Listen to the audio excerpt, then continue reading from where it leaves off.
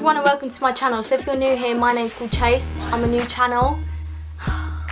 So today, what are we going to be doing? Oh, I wonder. Well, if you couldn't already tell by the title, today I'm going to be doing my everyday makeup routine. Quite quick and easy. But I know a few of you was fascinated because I done like a thing on my Instagram asking people to give me video ideas, and quite a few of you commented this. I was like, why not? I really do hope you like this video, and this is how to achieve this look. If it's a tutorial, I don't know, or if you was just nosy and wanted to know my everyday makeup routine. I really do hope you like this video, and I'm going to stop boring you with my talking. Let's just get into it. Hello everyone, so let's get straight into the video. This is me with absolutely no base on. I don't even know if I will add this part to the video because my skin just looks so red. So this is actually my 4th attempt to doing this video, so let's hope that, you know, this one goes well and this is the one uploaded. If you're seeing this, please give me a big thumbs up because this is like the 4th night in a row that I've tried to do my makeup now. So the first step to my makeup routine is obviously foundation. My foundations I use, I mix them, is the Natural Radiant Long Wear Foundation by NARS in the colour Fiji, which is a lighter colour. It's in the colour Light 5. And then I like to mix it in with my NARS Sheer Glow Foundation in the colour Stromboli Medium 3. This is the one that I've been talking about in other videos. It just made me orange. So orange. The lady definitely tested me out wrong. I like to do about 2.5 pumps of Fiji and 1 nice big pump of Stromboli, just to add a bit of, do you know what I mean? I don't want to be light. Oh my gosh, I was never ever a brush girl. I have always been Real Techniques kind of girl. Real Techniques sponge girl. Until, out of nowhere, don't know when, don't know why, I was having a mental breakdown probably. I decided that I wanted to use a brush. Why? I don't know, because I've always been a Real Techniques kind of girl. And yeah, one day I just wanted to use a brush. I have no idea why, but I haven't stopped since. Oh my god, look how orange my hands are. Just really like the way that the brush applies to my face with the foundation. Oh, never forget your ears. One big tip. The technique that I like to do for my face while using a brush is actually, if you start off in the middle of your face and start dabbing around, like pretend like there's a dot in the middle of your face and start dabbing around. The reason why this is quite a good idea to do using brushes is because it adds a nice even layer to your skin. I'm probably like literally boring you right now, but basically when you use a brush and you go like this, yeah, like this, it like adds different layers of foundation all over your skin. So like up here you have it really thick, here thin, here thick, here thin.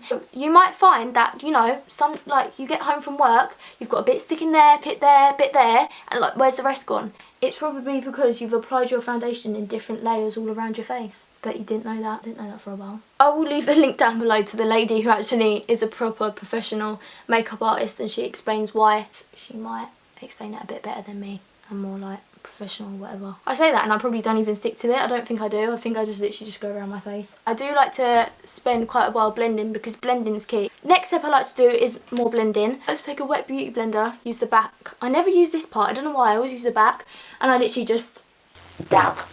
Once again, love to use a beauty blender after the brush because I just feel like it just makes your skin look airbrushed. I just feel like the beauty blender afterwards just goes in and adds like a good bit of hydration to the skin. This is how I like to do it. Look how orange my hands are, it's actually disgusting. Oh gosh, I look like a zombie.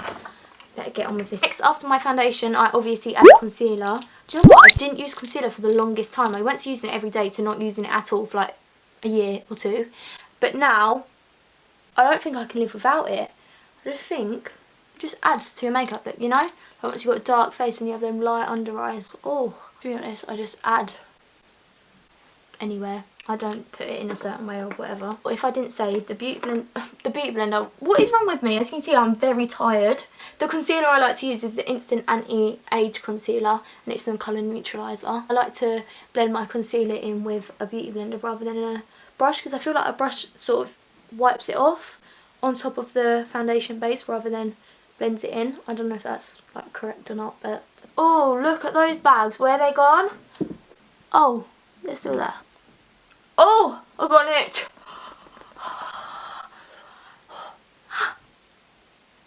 It's like, oh no, the itch is travelling. Oh my gosh, it's travelling everywhere. But just don't think about it, Trace.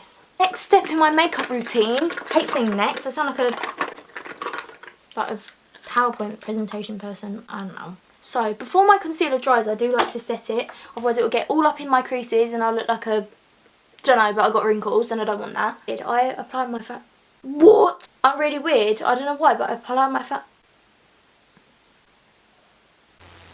really weird, and I don't know why, but I like to apply my powder with my beauty blender. I try and stay away from the part that I'm going to highlight, because otherwise it just sort of defeats the object. I always like to go down the side of my nose because I feel like then places get oily really quickly. That was probably one of the only things, apart from gloss or lipstick, that I apply more than once a day. I sort of like to dab it in as if it's like a foundation, but I do wipe it off after. Powder I love to use is the banana powder by Revolution. It's literally a fiver, like you can't go wrong. I just hate white powders. I think they don't do wonders. I think they like stain your foundation and you have like white bits under your eyes and things. I don't know, maybe I'll go too orange with the foundation, maybe. Who knows. I do not leave my powder on my face for too long because you get, I just feel like bad things happen to you if you leave your powder on too long, so just don't do that. Oh, now I look like Marcus the Matte Keeper. So I usually always add this Becca shimmering highlight to my foundation, but because I have a huge light over there which is shining on my face, like showing every single blemish, spot, bump and lump on my face, I've decided not to today because, good tip, if you didn't already see my last video, I do say that always stay away from shimmers if you have any spots, lumps, anything on your face. Lumps? Why did I just describe spots as lumps? Okay. But what I like to do, because I'm not a big fan of just powdered highlight. For my powdered highlight, I like to use the O4 Rodeo Drive highlight. As you can see, it's destroyed. I literally just take some on my finger, add it to the cream highlight, take a brush. The reason I like to blend these two together is because I feel like a powdered highlight makes it look too like chalky, and I feel like I like to use a cream highlight for my base or add it to my foundation. It's not really a cream highlight, it's actually like an illuminator. One tip to never do is what I'm doing now, is add too much to the tip of your nose. Tip. Yeah, my family like to call me, I don't even know what they call me, like something to do with my highlight on my nose. Well, I say my family, my aunt likes to call me highlight something because I put too much highlight on the tip of my nose. But do you know what? I like it. Oh, a very big tip I'm going to tell you, which, you know, this might be like a life-changing tip for you. Who knows? Anyways, where to put your highlighter. Why am I like waving this around like it's a wand? Never, ever, ever, ever with highlight go anywhere around this. Should I just go there? No, I don't think I did. You're watching closely. What you want to do is literally find the cheekbone, which is probably where you add in highlight because you can't see your cheekbone. The best place to add your highlight is literally right here. I don't know if you can see, the light is shining straight on my face, straight on my cheekbone right here. I think personally it just looks really unflattering if you add highlight down here. Definitely don't want to bring it too close to the eye. You don't want to highlight your under eye bags. Next place I love to highlight is under my brows, the inner corners of my eyes. I don't know if you can actually tell, but I'm a bit tired today. That is why my words just don't come out of my mouth and my voice sounds like I've got a frog stuck in it. So now I've done my highlight, I like to go in with my bronzer. The two bronzers I'm always like umming and ahhing about is either the Too Faced Milk Chocolate Matte Soleil bronzer, or it's the NARS Laguna bronzer. Why do you like and ah over these bronzers, you ask? Well, just in general, I add this, just the main one I use for my cheeks, as in like for my bronzing area, because obviously you don't want to add any shimmers to the lumps or the spots. I don't know what you want to call them. Oh, wow. This is what happens when you don't really look in the mirror while you're doing your makeup for a YouTube video. You crease up. So I've creased up around my nostrils. Thanks for telling me. So something I always do for my face is really weird. What I like to do is actually hold my cheek up like I've got some next facelift, point my head down and sort of suck in like this. Good old tutorial. And just blend.